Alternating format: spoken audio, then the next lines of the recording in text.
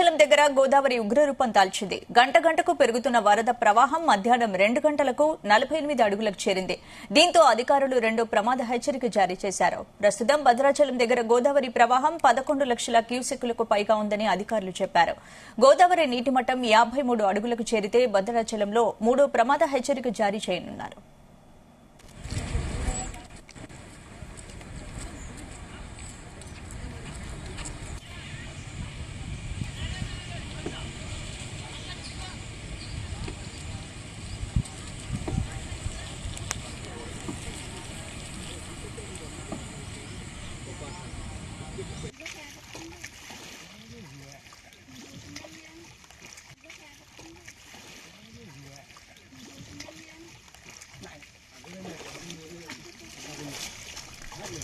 అధికారుల నిర్లక్ష్యంతోనే పెద్దవాగు ప్రాజెక్టుకు గండిపడిందని మంత్రి పొంగులేటి శ్రీనివాసరెడ్డి అన్నారు. ప్రాజెక్టును పరిశీలించిన ఆయన సరైన సమయానికి గేట్లు ఎత్తి ఉంటే ఇంతటి ప్రమాదం జరిగేది కాదన్నారు.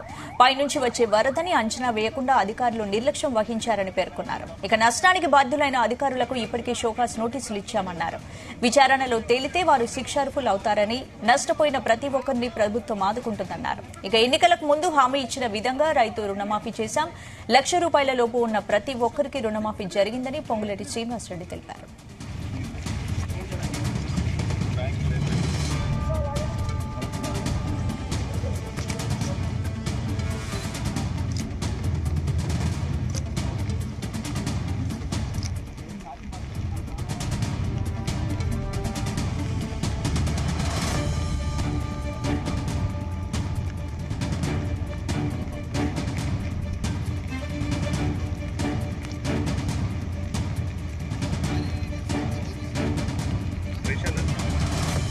ఇదే అంశానికి సంబంధించి పూర్తి అప్డేట్స్ మా ప్రతినిధి తిరుపతిరావు అందిస్తారు. తిరుపతి, గుడ్ ఈవినింగ్ స్పందన. ఏదైతే ఎడతెరిపి లేకుండా కురుస్తున్న భారీ వర్షాల కారణంగా అయితే భద్రాచలం వద్ద గోదావరి నది ఉగ్రరూపం దాల్చుతుంది.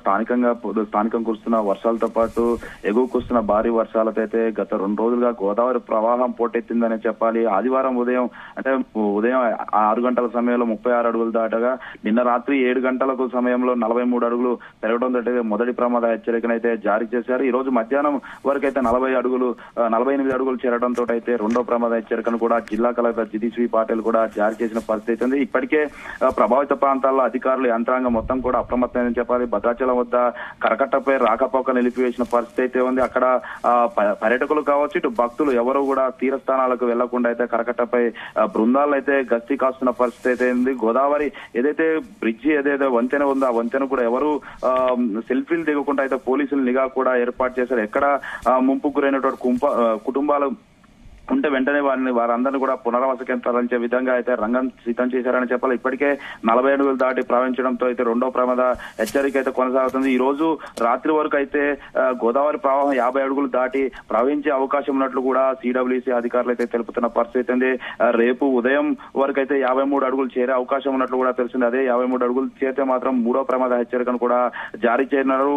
మరొక మూడో ప్రమాద హెచ్చరిక జారీ చేస్తే మాత్రం దిగువ ఉన్నటువంటి గ్రామాలు ముంపుకు గురే అవకాశం ఉన్న నేపథ్యంలో అయితే వారందరినీ కూడా పునరావాస కేంద్రాలకు తరలించే విధంగా అయితే చర్యలు చేపడుతున్న పరిస్థితి అయితే ఉంది. ఏదైతే భద్రాచలంతో పాటు ఇటు పెనుపాక నియోజకవర్గంలోని 4 మండలాలకు సంబంధించిన 110 గ్రామాలు మొత్తం కూడా ముంపుకు గురే అవకాశం ఉన్న నేపథ్యంలో అయితే వారందరినీ కూడా పునరావాస కేంద్రాలకు తరలించే ప్రయత్నం చేస్తున్నారు. ఇటుపక్క కొన్ని ఏదైతే భద్రాచలం నుంచి ఛత్తీస్గఢ్ ఒరిస్సా వెళ్లాల్సిన రహదారులు కూడా గోదావరి నీటి మట్టం చేరడంతో అయితే ఆ ప్రాంతం మొత్తం కూడా రాకపోకలు నిలిచిన పరిస్థితి అయితే మరోపక్క ఈ రోజు ఏదైతే గత 2 రోజుల కింద అయితే పెద్దవాగు మొత్తం గేట్లు ఎత్తినప్పుడు కూడా ప్రవాహం ఎక్కువై కట్ట తెగి దాదాపు 20 గ్రామాలు నీట మునిగిన పరిస్థితి. ఈ నేపథ్యంలో నిన్న తుమ్మల నాగేశ్వరరావు కూడా పర్యటించడం జరిగింది.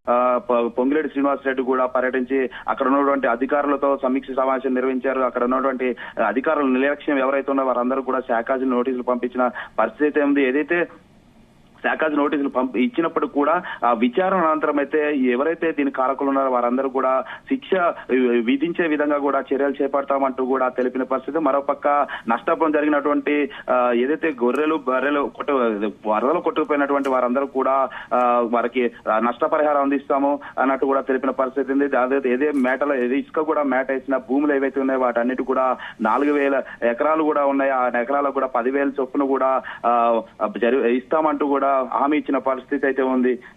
స్పందన ఏంటి అంటే ఇప్పటివరకు రెండో ప్రమాదిక హెచ్చరిక జారీ చేశారు. వరద ప్రవాహం ఇంకా పెరిగే అవకాశాలు ఉన్నాయి, వర్షాలు పడే అవకాశాలు ఉన్నాయి కాబట్టి ఏంటి లోతటి ప్రాంతాలని అలర్ట్ చేశారు. ప్రస్తుతం సిచ్యువేషన్ ఏంటి అక్కడ?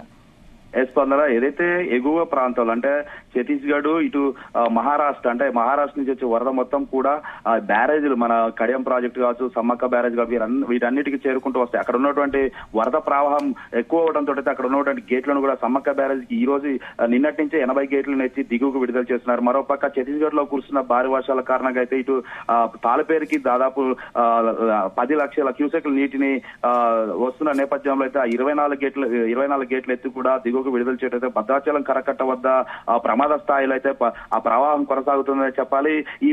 ఇదైతే ప్రవాహం కొనసాగటం వల్ల అయితే ముంపు ప్రాంతాలు అంటే ఇటు బూర్గంపాడు కావచ్చు, భద్రాచలం ఆనుకున్నటువంటి కరకట్టగా ఆనుకున్నటువంటి బూర్గంపాడు కావచ్చు, ఇటు భద్రాచలం సంబంధించినటువంటి అయ్యప్ప కాలనీ, మణికంఠ నగర్, సుభాష్ నగర్ లాంటి ప్రాంతాలు ముంపు గురయ్యే అవకాశం ఉన్నాయి. అంటే రెండో ప్రమాద హెచ్చరికతో ఈ గ్రామాలన్నీ కూడా ముంపు గురవుతున్న నేపథ్యంలో అయితే వారందరూ కూడా పునరావాస కేంద్రాలు భద్రాచలంలోని పట్టణంలో ఉన్నటువంటి డిగ్రీ కాలేజీలో కూడా పునరావాస కేంద్రాలు ఏర్పాటు చేయడం వారందరూ కూడా ఇప్పటికే వారందరూ అప్రమత్తం చేసి వారందరూ కూడా ఆ సామాన్లతోటి కూడా పునరావాస కేంద్రాలని వెళ్లాలని కూడా జిల్లా కలెక్టర్ తెలుపుతున్న పరిస్థితి ఉంది. స్పందన.